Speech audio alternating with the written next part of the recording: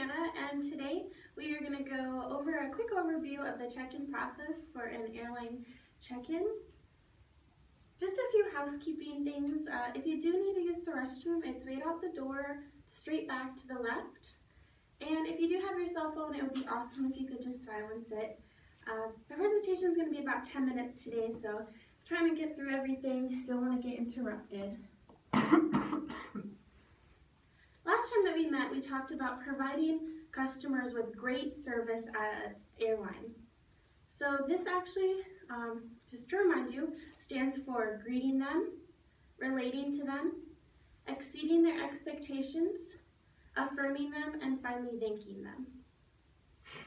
So the first thing I kind of want to go over for new information is your appearance. Like I said before, you are probably the first person that they're actually coming into contact with at the airline. So it's really important to remember that you are representing your airline. It's important that you look and remain professional. You are probably going to be issued a uniform. It's important to keep it clean and ironed. And it's also important to keep your hair tidy. We don't want to be looking like we just rolled out of bed while we're checking in customers. So once you have greeted the customer and you're getting their name and information, the next thing you want to do is ask them for their ID. TSA has come up with a list of acceptable IDs, and these include any state driver's license or state ID cards that are issued through the Department of Motor Vehicles. It also includes U.S. passports or even foreign government passports. The Department of Homeland Security has trusted traveler cards. These are accepted. U.S. military cards, both for active veterans and dependents, are accepted. And Native American tribal cards are accepted as long as they have a photo on them. So here's an example of an acceptable driver's license. This is what an active military license looks like. And here are two different passports that you might see while checking in passengers. This here is what a permanent resident card looks like.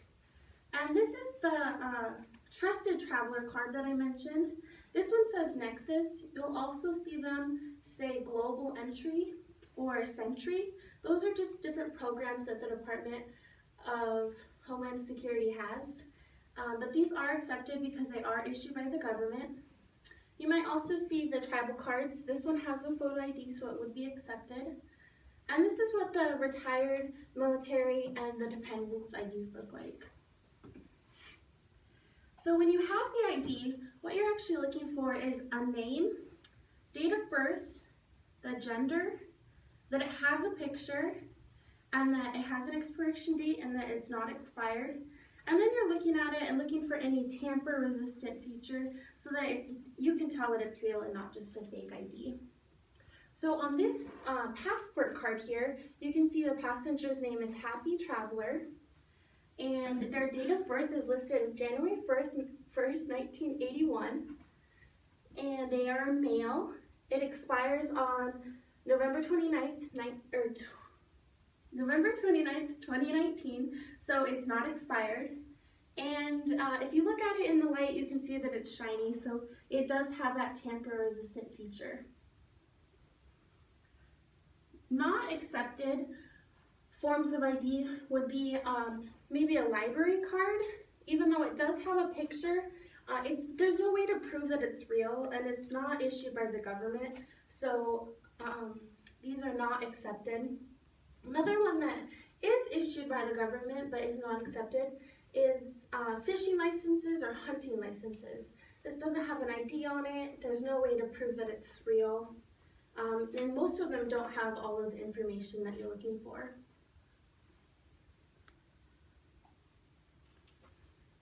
So after you have checked the ID and they are who they say they are, the next thing you want to do is help them check in their baggage. So it's really important to know the policies that your airline has regarding baggage acceptance. I included this to kind of give you an idea of how different all airlines can be and are. So for example, on Southwest, you get 2 free bags every time you travel. But if you go travel on Continental Airlines, the first bag is $25 and the second bag costs $35. If you go on Frontier, the first and the second bag are each $20. So each airline has its own policies in play. A customer might come up and say, oh, well, last time I was only charged $20 for my bag. Explain to them that each airline is different. There are different policies in play, and it's just really important to be familiar with your airline's policy so you're giving them the correct information. When you are tagging the luggage, it's important that you make sure you're putting the correct tag on the correct bag. You're going to be working beside your coworkers. A lot of bags are going to be coming your way. It's really important that you put your customer's tag on their bag. That way bags aren't getting sent to the wrong place and they're not getting mixed up. To read a bag tag, they all pretty much read about the same. They will have the name on here. It'll also have the reservation, which is a 6-digit code. At the very top, usually the biggest and boldest, is the final destination. And then all the things below are the other flights that it takes to get to the final destination. So on this tag, they are going to San Francisco and they're getting there on US Airways flight 2972, and they came from Las Vegas. They got to Las Vegas on US Airways flight 1797 from wherever they originated from. So it's kind of important to be able to read these, so if there is a lost bag, you can understand where it started and where it's going. And customers do often ask questions about what their bag says, so it's important that you are able to answer any questions they have. So when you're placing the tag on the bag, you're just going to peel the strip off, fold it over, and attach it to itself. Each of the tags will have these little bottom tags on them. It's important to take those off and attach it to the bag itself. That way, if this main tag comes off, there's still a little tag on there that has the information that the big tag has. This is what it will look like when it's all set and ready to go. It's attached, folded over, and it has a little tag attached on in case this big one falls off. You're going to peel off the bottom section, and it has a little tag that you'll give to the customer with all of the information they need, the baggage tag, their name. That way, if something does happen to their bag, this is how they can track it down. So after you help them with their bags, the next thing you're going to do is issue their boarding passes. So all boarding passes pretty much read the same nowadays. They are going to have the name for the passenger, where they're going. So this person's going Chicago to Denver. It's going to have their seat listed on it. There's also the zone or the boarding group. That just lets the passenger know where they're going to board. When boarding starts, it lets them know what group or zone they can board with. It also has these scans. Those are what TSA uses to scan their boarding pass to make sure it's legit, but also we use them to board the passengers onto the plane. So once you issue their boarding passes to them, the next thing to do is just quickly check to see if they are a frequent flyer. All airlines have a frequent flyer program.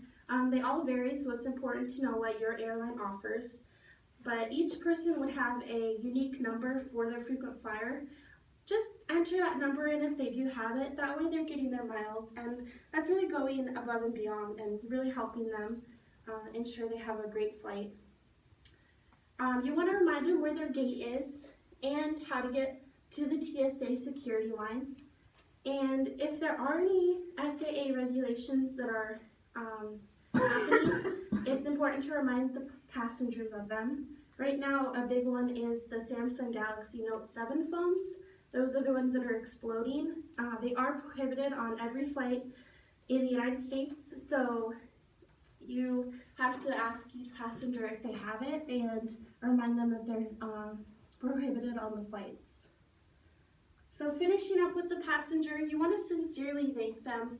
You want them to be walking away from the counter with everything that they need and just happy that they were able to get through the line and that they're on their way and starting to get excited for their trip.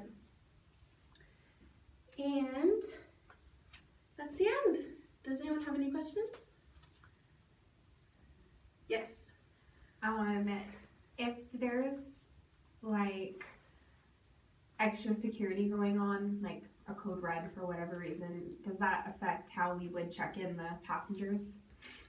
For the most part, no. TSA will let us know if there is something special they want us to do, but for the most part, because we check their IDs and because we're going through the steps, nothing that we do will change. But like I said, TSA might have us want to do an extra step. In that case, they'll let us know.